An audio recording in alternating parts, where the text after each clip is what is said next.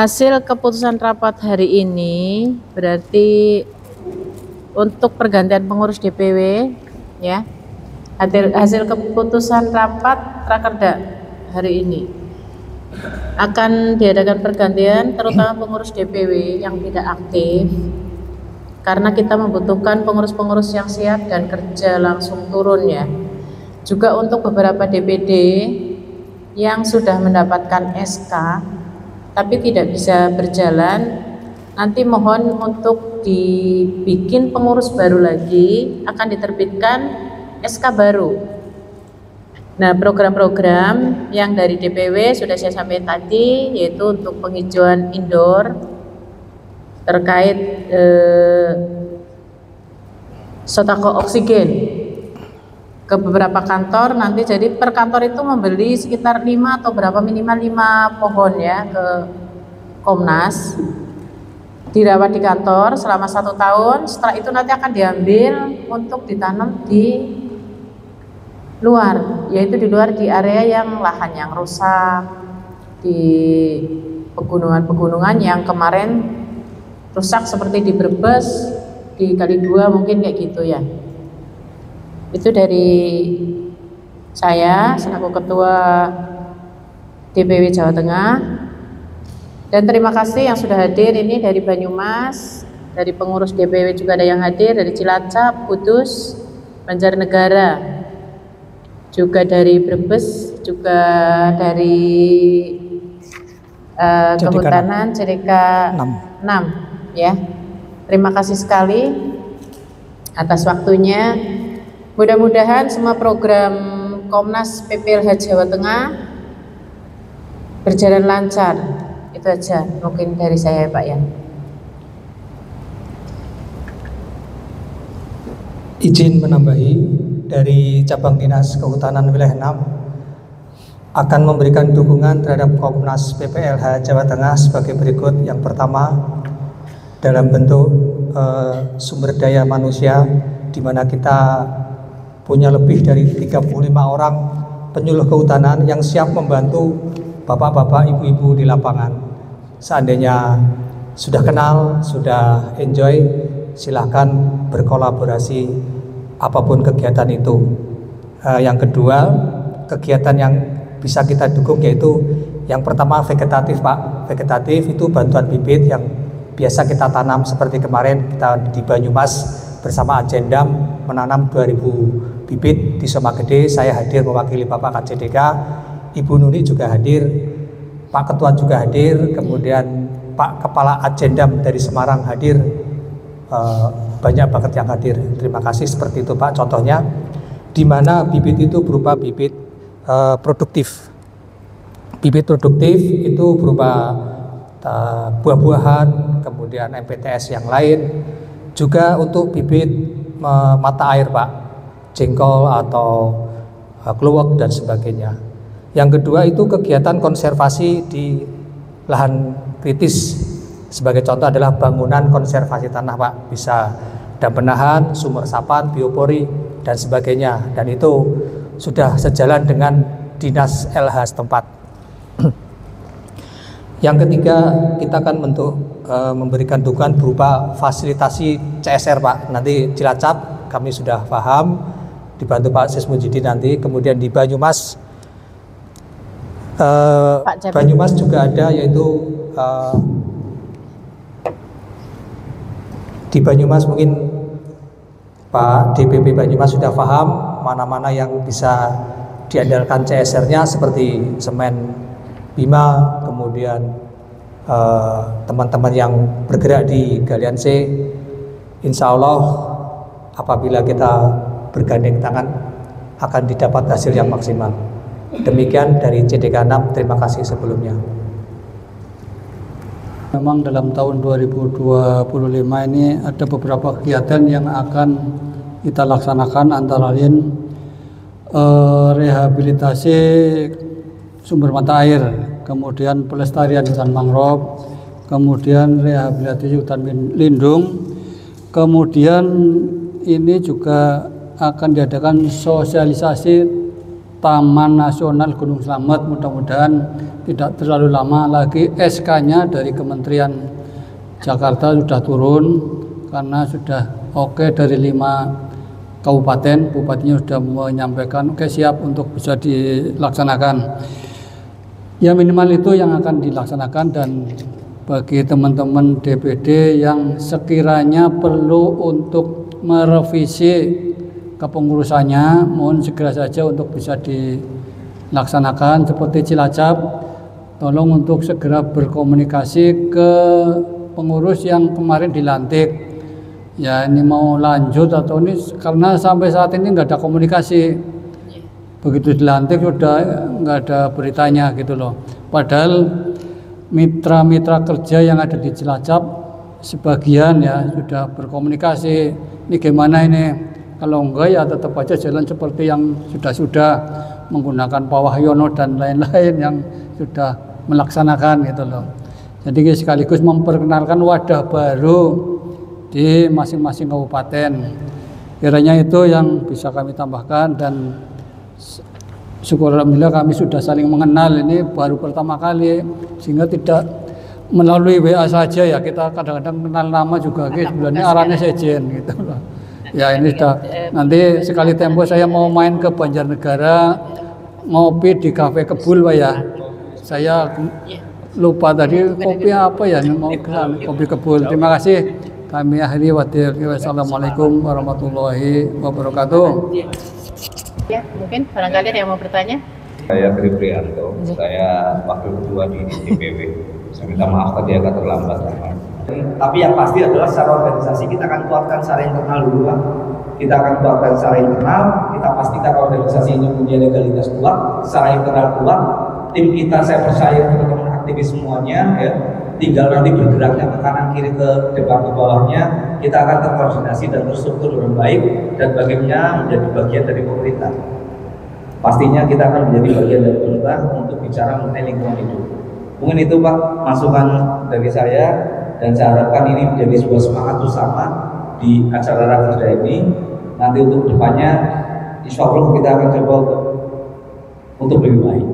Terima kasih atas kesempatannya. Assalamualaikum warahmatullahi wabarakatuh. Yang terakhir ya, mungkin dari kami menindaklanjuti yang tadi. Yang pertama adalah tatkala nanti dari DPW sudah mengenalkan. Jadi saya kepenginnya seperti ini Pak. Mungkin Bapak menurunkan surat atau apa atau memperkenalkan kita intinya kepada pemangku kebijakan di tingkat provinsi yang nanti akan turun ke daerah, dan harapan kita nanti ada dari daerah itu misalkan mengumpulkan pengusaha galian C atau mengumpulkan siapalah, di situ kita ada sebuah interaksi, siapa sih PPLH, mau apa sih. Contohnya seperti ini, misal, jadi tidak ada ketakutan di antara mereka dengan kita. Contohnya misalkan AMDAL ya, kita akan meninjau atau melihat atau bagaimana akan ikut memperbaiki AMDAL sebuah usaha, mungkin rumah makan, mungkin apa ya. Tatkala kita dilibatkan, mereka sudah kenal wajah kita, ini loh orang PPLH. Nanti kita masuk ke mereka tidak akan dicurigai. Karena kenyataannya Pak, seperti yang tadi dipraktekkan di sini galian saya tahu siapa saja orangnya, saya tahu, bahkan premannya, maksudnya preman berdasinya itu pun saya tahu. Tapi apabila kita diperkenalkan di sebuah forum, itu akan lain ceritanya. Tatkala saya datang sendiri ke sana, nanti akan ketemunya dengan yang receh, maka solusi tidak akan terjadi. Jadi tatkala kita main, tadi saya cerita dengan Banjarnegara ini, misalkan JIH itu ya, rumah sakit baru, seperti apa sih AMDALnya, tatkala mereka sudah tahu, oh ini orang PPLH, pasti baik. Karena apa? Kita itu ingin AMDALnya, lalu kita komunikasikan dengan dinas-dinas terkait, apa sih yang perlu dibangun, fasilitas seperti apa yang perlu dibangun. Nah, kita ikut membantu di situ, bukan untuk merecoki gitu. Betul. Tatkala itu terjadi, maka di sini mau nggak mau akan besar dengan sendirinya. Terus terkait dengan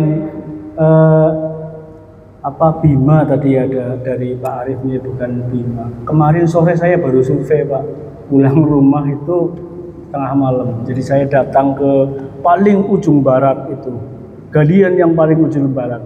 Saya hitung pakai motor Pak, jalan dengan perjalanan itu sekitar 30 sampai 40 km. Pelan memang. Nyampe ke pabriknya itu hampir 18 menit Pak. Berapa itu yang mereka eksploitasi. Dan saya sempat berhenti di beberapa titik, sumber airnya itu sudah habis. Banyak RT-RT yang sumber airnya habis. Tatkala saya masuk ya tadi pertanyaannya, Anda siapa, dari mana, legalitasnya, apalagi mau kita urusan CSR, mau masuk aja udah nggak bisa. Nah, tatkala saya diperkenalkan oleh beliau dari provinsi kepada pimpinan Semen Bima, ini loh sing jenengane Mas Yayo, Pak Naryo, kiki wakilku sing Banyumas. Kalau ada apa-apa, ada permasalahan, hubungi beliau. Insya Allah nanti kita bisa rembukan bareng bagaimana kita memperbaiki dampak dari eksploitasi lingkungan itu. Mungkin itu yang saya maksud untuk penutup. Saya kira yang lain juga setuju lah. Demikian saya kembalikan forum. Mungkin ini sedikit masukan juga untuk DPW. Bahwasanya di Kudus sendiri itu kan banyak pabrik ya. Yang terjadi bahwasanya memang amdal untuk perusahaan itu diperlukan. Apalagi menyangkut tentang limbah seperti izin untuk IPAL, limbah dan juga untuk IPLC seperti itu. Setahu kami juga bahwasanya semua itu dari Kementerian Lingkungan Hidup dan itu yang memberikan izin juga ya untuk mengawasi juga itu. Menurut saya seyogyanya juga bahwasannya untuk kita mungkin bukan ekstrim ya kita bicara tentang sidak ataupun apa.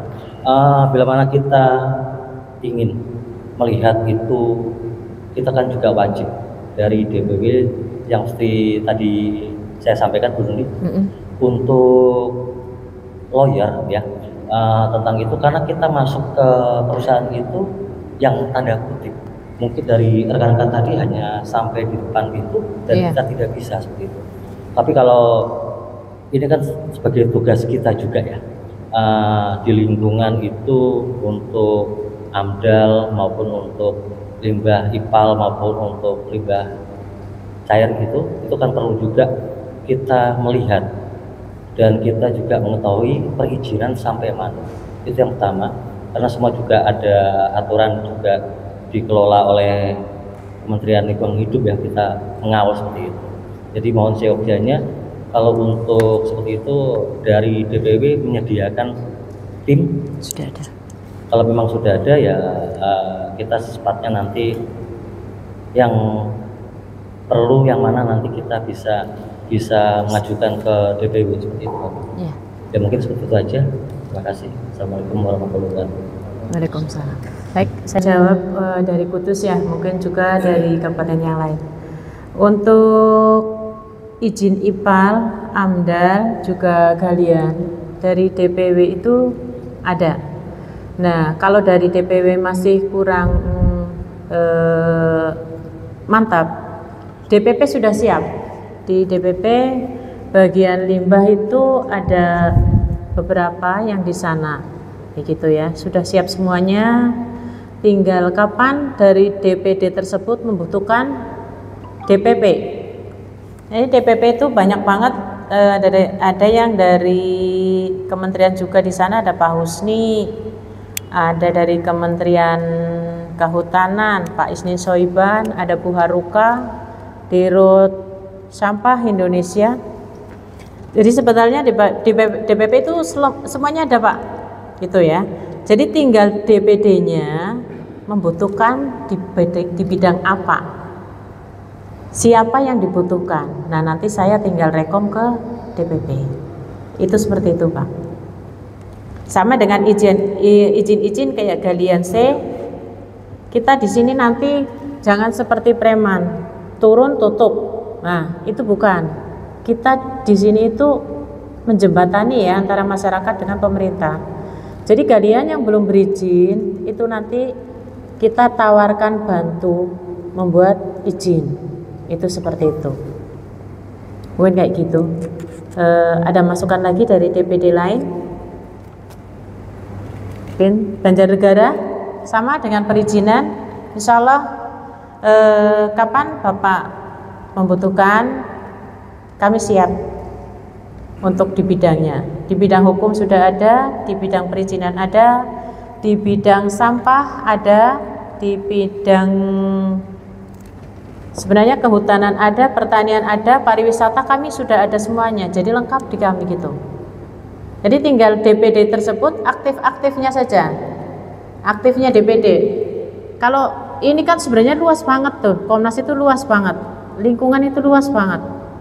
Kita mendekat juga dengan PDAM, dengan Dinas Pariwisata, dengan kehutanan, dengan kayak rumah sakit juga kan di situ kan ada kan kayak limbah B3, basah cair. Itu sudah ada semuanya di sini yang siap untuk turun. Jadi di DPP, DPW itu kabitnya nggak cuma 1-2. Kalau nggak salah sekitar 8 ya Mas Anjar ya. Itu khusus untuk kabit. Ada Dinas Pariwisata, ada bidang hukum ya Pak Sis ada di bidang hukum, kehutanan, ada di bidang sampah, ada di bidang pariwisata juga, itu seperti itu. Jadi saya mohon semuanya untuk semua DPD yang siap turun aktif, yang belum ber-SK kan nanti SK secepatnya akan saya usulkan ke pusat. Untuk DPD Banyumas mungkin SK tinggal mengambil di tempatnya Pak Tri karena sudah ada ya. Lah untuk DPW sendiri memang mau diganti Pak beberapa pengurus, jadi nanti setelah diganti baru kita akan merapat ke Kesbangpol ya Pak Sis ya. Sudah beberapa kali kami obrolin, cuman karena ada yang harus diganti, itu saja. Mungkin cukup Pak dari saya Pak. Oke, terima kasih. Assalamualaikum warahmatullahi wabarakatuh. PPLH Jateng Lestari. Kurang nggak? Ya, diulangi. PPLH Jateng Lestari.